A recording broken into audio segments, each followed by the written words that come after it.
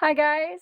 All right, in this bonus, what I'm bringing to you are these jeweled mini trophies. Just one more way that you can make this unique and individualized and bring more delight and fun to each mini trophy, depending on what you're going to do with it. And so, especially if you're using this as a personal gift or say a party favor, then making it really pop with color is really a wonderful bonus. First off, your very first option is to be a chaos or random jeweled mini trophy. That's what this one is here. This is just any amount of beads in whatever order you want. And so all you're going to need to do is string those beads onto your yarn, which I will show you in a minute. So if this is what you're after, just go ahead, grab your beads, skip to the next part in the video, and let's string those onto them.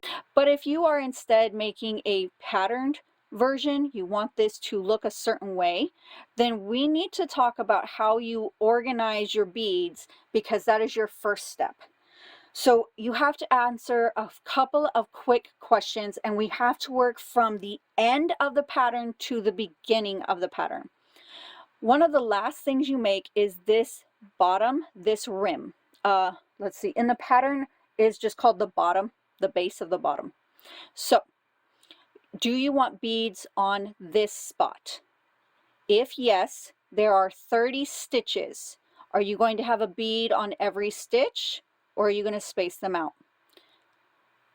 Next question is, do you want these bigger beads so that it's about the same size as each stitch, or do you want one of the smaller beads so that it like gets swallowed up by the stitch? It's just an accent. Go ahead and on your paper write down what you want to do. So next question, after you determine your base, do you want beads here at the base of the cup? If so, this is 10 beads for this section. You have the same questions to answer as you did here. So go ahead and take this time to mark on your paper what you're going to do. All right, last part. Do you want beads on your handles? If so, they are 15 stitches. On this version, I only have 10 beads. So you can see that there is a space between every couple of beads. On the one I'm going to demonstrate, we're going to do 15 beads, so you'll see it all the way across. Now, same questions as to bead size and such. Do you want beads on the rim of your cup?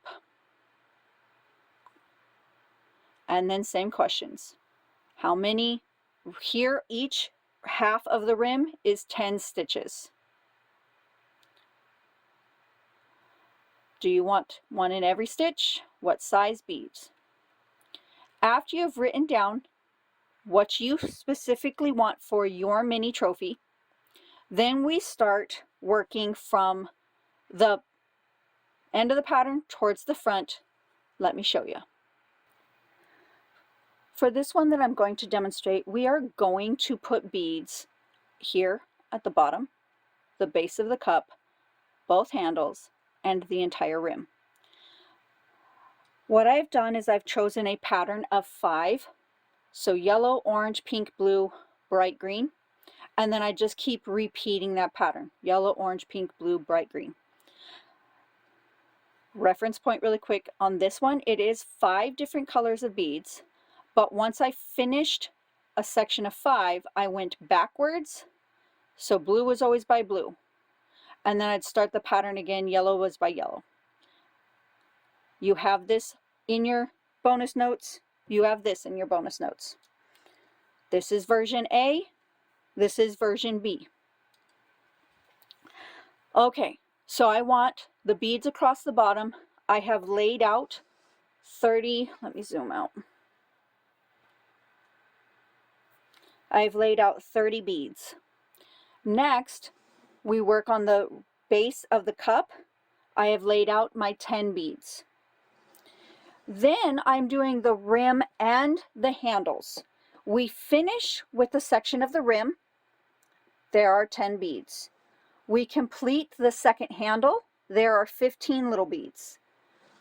We create the first section of the rim, 10 beads, but the very first thing we will do at all is create the first handle. So I have laid that out. What I want to do though is when I am stringing this onto my yarn, a small little section of fishing line, fold it in half, and this will become our bead needle. Place your yarn into that folded up section of your fishing line. Bring those two ends of the fishing line together. When you are putting the bead on, you want to make sure that both ends of your fishing line go through that hole. You'll be able to wiggle it onto the yarn. I would recommend keeping a long enough tail here so that you don't come out of the... So that's as simple as it is to put your beads on. Here I want to show you a trick to save yourself any aggravation.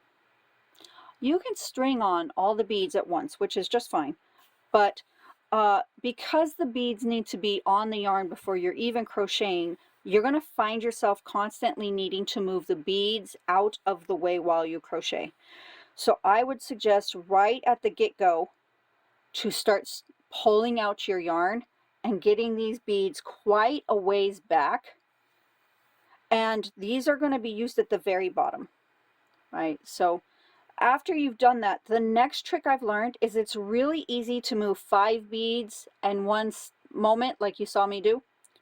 I don't think that was proper English, but whatever. So, you know, you can grab and you can push. But I found it harder to do that with more than just 5 beads at a time. So I always kept just a small gap in between 5. And I just found keeping a small gap between them when it's time to move things just made it a lot simpler. But okay, you go ahead and finish stringing all your beads onto your yarn, and then we'll meet back up then. So you've got all your beads strung on, whether or not you've kept gaps, things like that. We've left ourselves lots of yarn to play with. And so just kind of keeping it off to the side and untangled would be helpful. All right, here is the last little bit of the beads that got put on. And as you can still see, like, okay, we got all these little mini ones for the handle, and then we have rim, and then we have handle and handle. So now that everything is strung up on there, go ahead, complete all of round 1, right, which is just your chaining. And I will meet you right there at the very beginning of round 2. Alrighty, so we're ready to chain 16 and create our first handle. We've chained our 16. Now let's talk about how we're going to crochet over these beads. At this point, you're going to use 15 beads. I'm actually going to bring all of them up to where we are working. Closer to it though is where I'll start getting it down into the groups of 5, just because that is simpler. Still, is that even a word? Sorry guys, English not my first like main school subject. All right, here we go. So what you want when you are adding beads on is try to keep the beads back here. I mean, you've got where you're going to be working. They're close. They're not impeding your attention. So however you hold your yarn, find what works best for you. But when you are adding the beads to the stitch, you're first inserting your hook, and then before you yarn over, that's when you're grabbing the bead, bringing it all the way down to the base. Then you'll yarn over, and you might need to make sure the bead doesn't try to follow and come back. It stays where here, but then you'll just finish up the stitch. And yep, that one did try to follow, but you know, just kind of push it back out there. So we'll try that again. We're working in the back ridges. I'm going to grab one bead. I'm going to finish up the stitch. Again, these are smaller beads, so there we go. you know, go ahead, just take your time, but it shows up really nice. Just continue here what you're doing with the handle and these smaller beads if that's what you're working on, right? And then I want to show you when we're down here on the rim what that's going to look like with a larger bead. Here we are. We finished the first handle. And so all those beads are just lying there nice and pretty. This would make like a great necklace or a like a choker. I mean, this thing curls, or a bracelet. Oh well, moving on. And again, just like we did with the handles, you're going to grab the larger bead. You're going to bring it down here to the bottom, yarn over. Now it's not so much that, now it's not so much that you have to keep the bead from following. I mean, still a little pressure helps, but okay. So finish off the stitch. And again, just for, oh wait, I need that tail out of the way so I can sew it in later. All right, go into the next stitch, bring the bead down as snug as you can. I found that's what makes this look the nicest when you're all done. Finish off the stitch. Oops, I went a little too tight on my tension. There we go. All right, guys, so that is legit all that this takes to make the jeweled mini trophy. That's everything that changes up a mini trophy, is just knowing how to place your beads before you even start crocheting. So just the recap, determine where you want your beads. Then you're going to start with what goes last and put them on your yarn first. If you're putting beads at the base, then you'll add those beads first. Are you doing base of the cup? Then when we come up here to this top part, remember that we end with half of the rim. So those are the first beads of that section that you'll put on. If you're doing a handle, then you'll do half of the rim, and the last beads you would put on if you're doing this are handle beads, because that's one of the first things we crochet. Alrighty, I would love to see your finished items. There will be a link where you can drop them on Instagram and tag me, and I will see you guys soon.